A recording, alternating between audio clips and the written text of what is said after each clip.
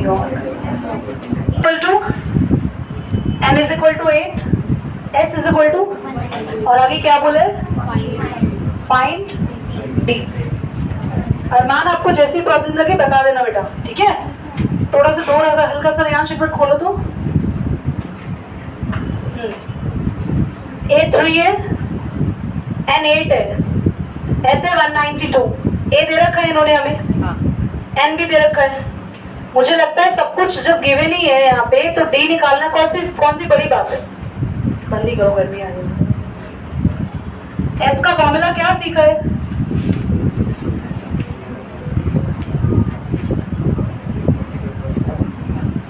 सीखा है फॉर्मूला, बोलो बच्चों। एस एन, एन की जगह क्या रखें, 8/2, ए की जगह 8 - 1, डी हमें निकालना है बच्चों, बोलो। एस 8 कितना है, 6, 8 - 1 70, मल्टीप्लाई करें नहीं, ये कैंसिल कर दो बेटा 4 पे, 192, 4, 6 + 70, 4 को अंदर मत भेजना, 4 से ये काट दो, कैंसिल हो रहा है, 4 4 से 16, बचा 3, 4 8 से 32, 6 इधर जाके माइनस होगा, बचेगा 42, जो कि 7 के टेबल पे 6 पे आता है, तो डी आ गया 6। इतना इजी क्वेश्चन था इसलिए मैंने दिया था आपको करके। Given that L is equal to 28, L is the, very good, last term.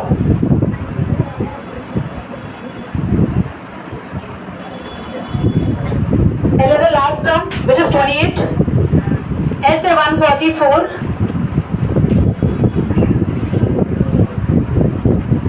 Question क्या कह रहा है, देयर आर टोटल 9 टर्म्स, बढ़िया बता दिए इसने, टोटल 9 टर्म्स है, और ये निकालो। देखो बच्चा अगर टोटल 9 टर्म्स है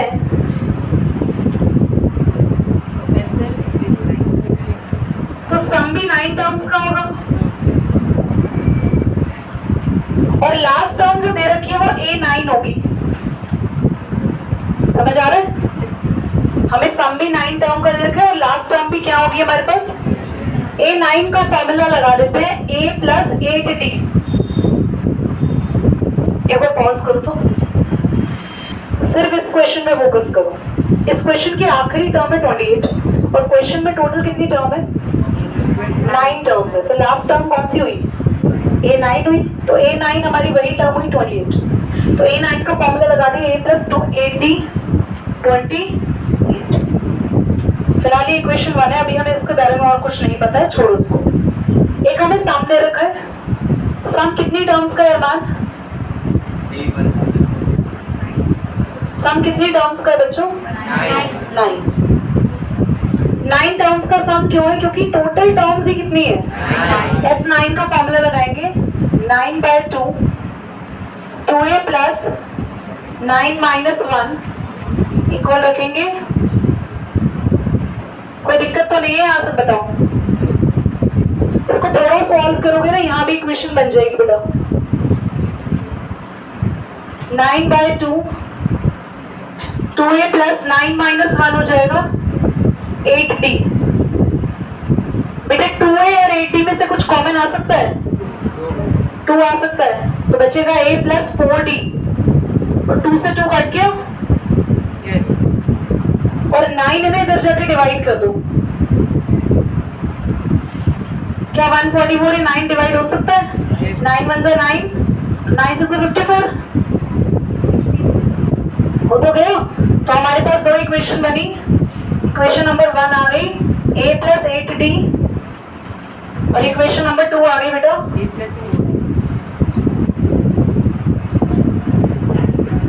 कोई डाउट, एलिमिनेशन मेथड से सॉल्व करके साइन चेंज करेंगे, ये कट गया बेटा, कैंसिल हो गया, 8 में से 4 गया, 28 में से 16 गया बेटा, 12, 4 के टेबल में 12 किस पे आया, D आ गया, D को पुट करो, put D = 12 in equation 1, equation number 1 में रख दो, अरे सेकंड में रखो यार,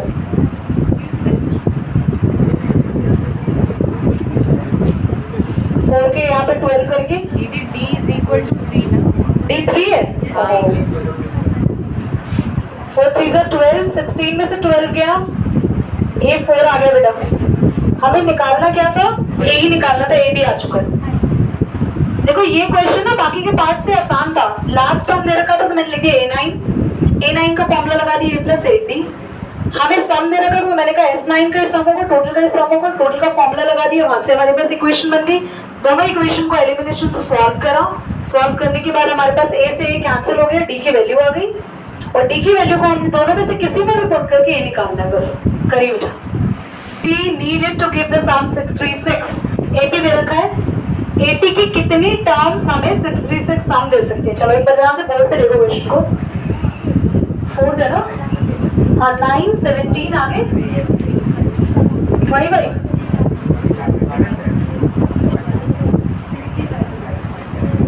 6।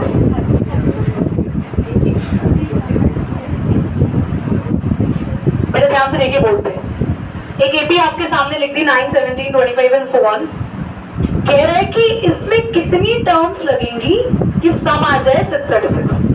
मतलब क्वेश्चन में थोड़ा सा घुमा के पूछा, पर बात ये पूछना चाह रहा है कि आपको सम दे दिया पर एन नहीं पता कि वो कितनी टर्म्स का सम है। बस यही तो नहीं पता, एन नहीं पता हमें, क्योंकि अगर मुझे बोला होता है ये S8 है तो मुझे पता होता है ये 8 टर्म्स का सम है। बोला होता है S9 है तो मुझे पता होता है ये 9 टर्म्स का सम है। The sum is given to us but it didn't explain कि जो सम हमें दिया है वो कितनी नंबर्स का सम है। तो एन हमें फाइंड करना है। समझ आ रहा है मोहित? पक्का? नहीं आ रहा?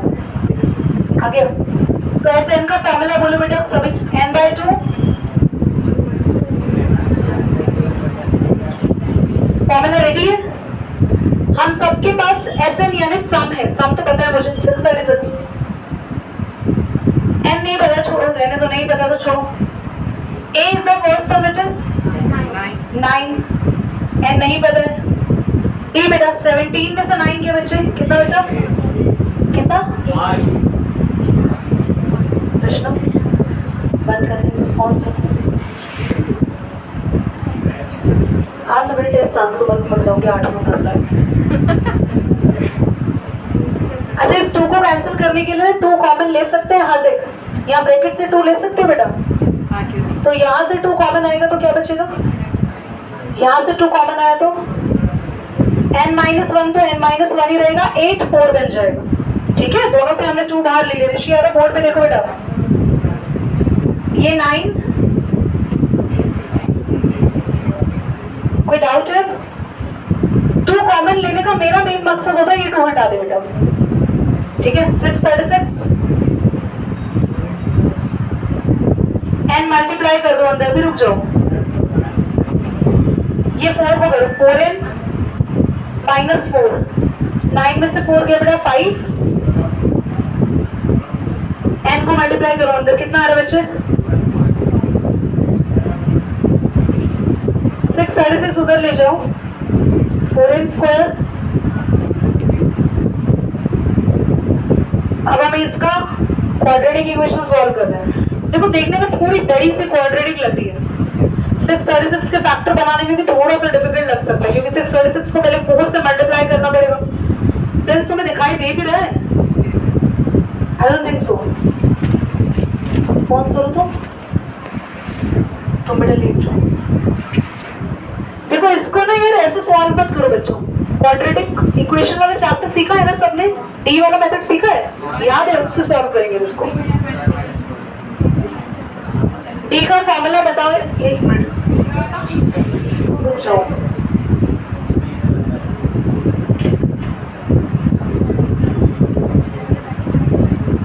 यार ये ना रफ हो गया, मतलब बहुत ही गंदी बात हो गई।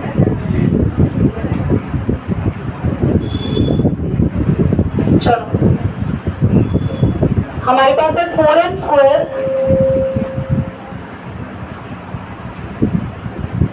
बेटा d का फॉर्मूला होता है b² - 4ac, तो 5 का स्क्वायर 4 इंटू, ये मेरे को लग रहा है d ही नेगेटिव में आ रहा है, पॉसिबल ही नहीं आ रहा है इसका आंसर, चेक करना तो। अरे हाँ, क्योंकि -636 है, -636 है बेटा।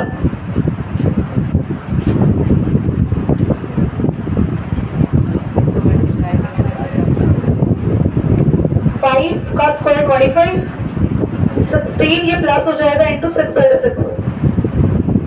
डी एक बार मल्टीप्लाई करके बताओ, 16 को 636 से मल्टीप्लाई करो और 25 ऐड करो, कितना आ रहा है? सब बच्चे नोट नहीं करेंगे, पहले ये सॉल्व करो। 16 को 636 से मल्टीप्लाई करो और 25 ऐड करो। 10201 पूरा, ये किसका स्क्वायर है? तो रूट लेके देखें। किसी का नहीं आ रहा? सच में किसी का नहीं आ रहा?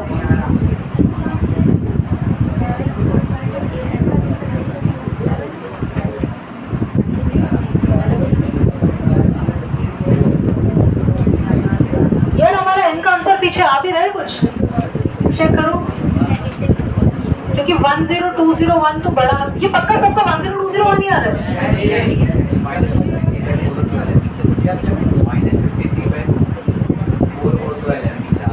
ये 12 आ रहा है ना हमारा, चेक करते हैं, रुको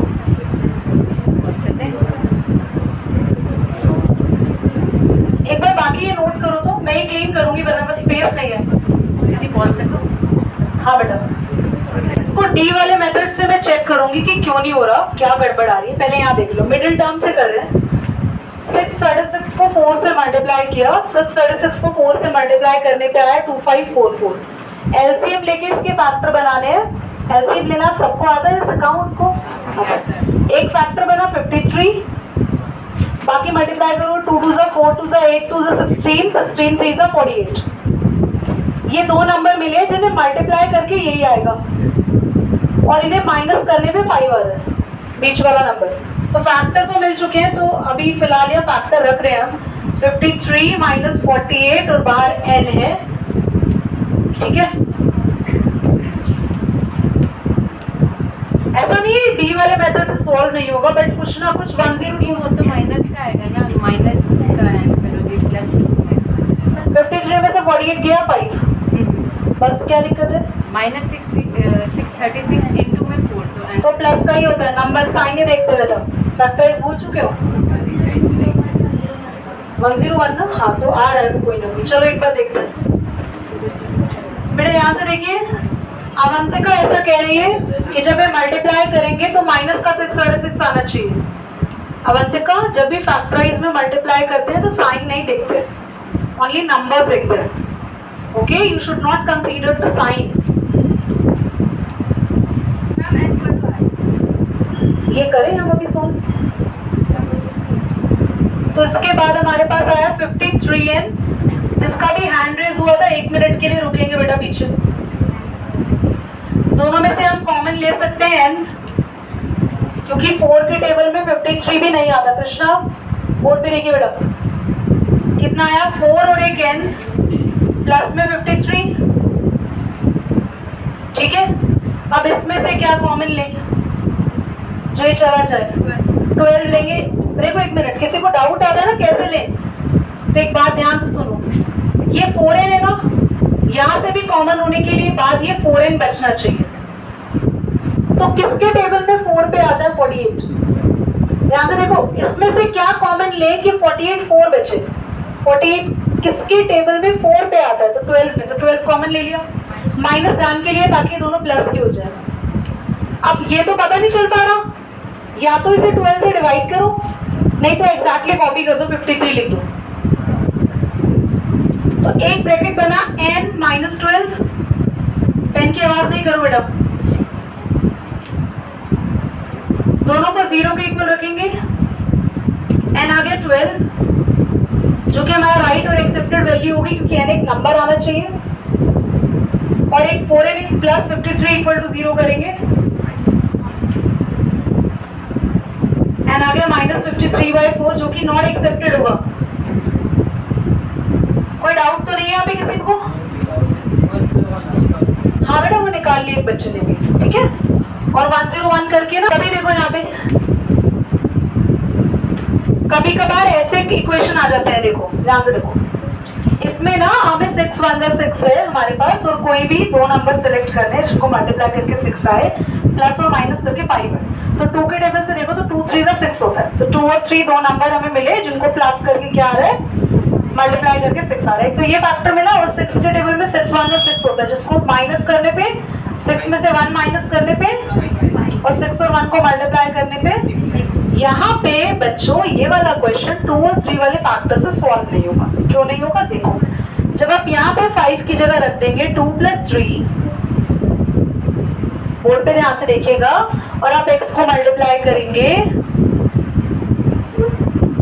तो प्रॉब्लम पे साइन किया है कि और कोई दिक्कत नहीं। अगर ये क्वेश्चन यहाँ प्लस में होता ना तो आप आराम से कर देते, कोई दिक्कत नहीं है। पर कभी भी आपको फैक्टर्स रखते हुए साइन में प्रॉब्लम है। देखो, दोनों में से x कॉमन लोगे, बचेगा x + 2, और यहाँ दोनों में से 3 कॉमन लेने पे x - 2 बच रहा है। क्या हमें ये दोनों ब्रैकेट सेम चाहिए होते हैं?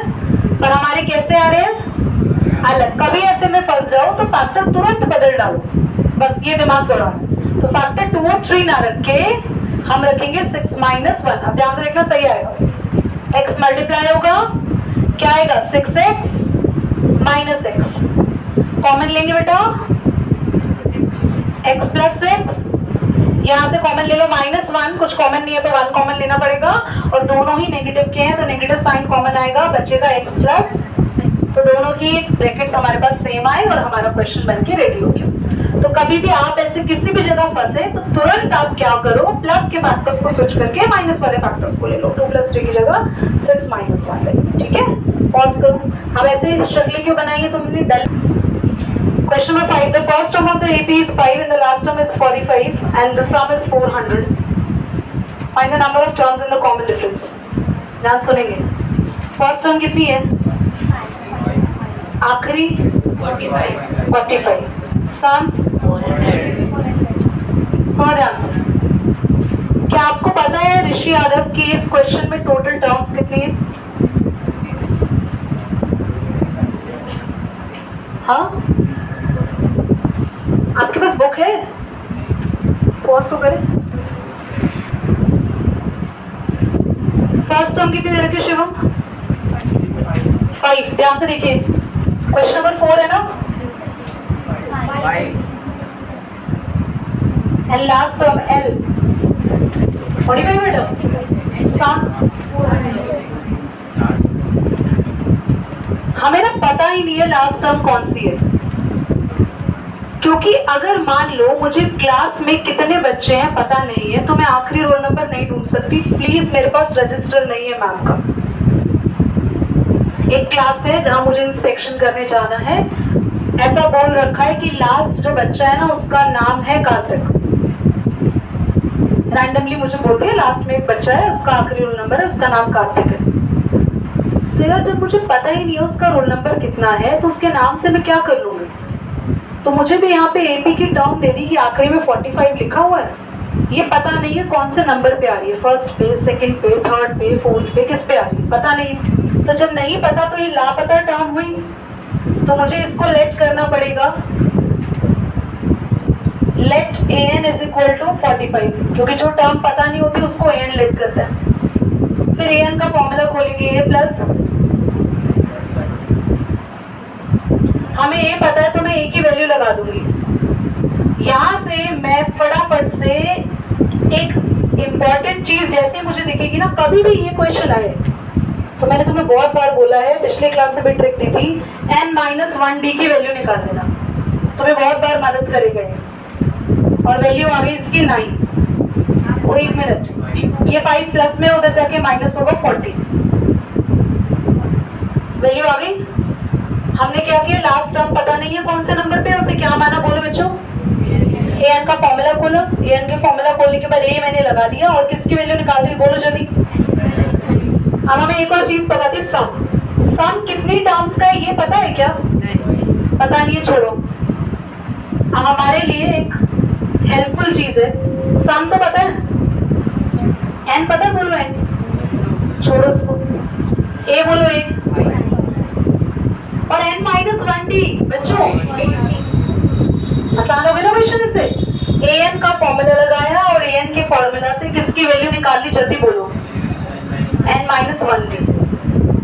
बच्चे ध्यान से देखना, सभी स्टूडेंट्स, यहाँ से 2 कॉमन ले रही हूँ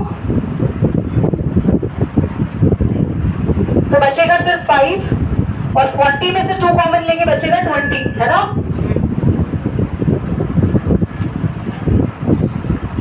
20 प्लस 5 25 है, बोलो 25 डिवाइड करेंगे 400 से, 25 4 सा होता है 100, 4 4 सा 16, 16 आ रहा है।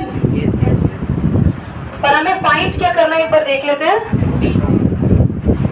बच्चों, फाइंड हमें डी करना है, तो कोई बात नहीं, n पता चल गया ना, n माइनस 1d कितना है, n की जगह रखो 16 यानी 15d, d कितना आ जाएगा 5 के टेबल से कैंसिल करो 8/3, करिए नोट।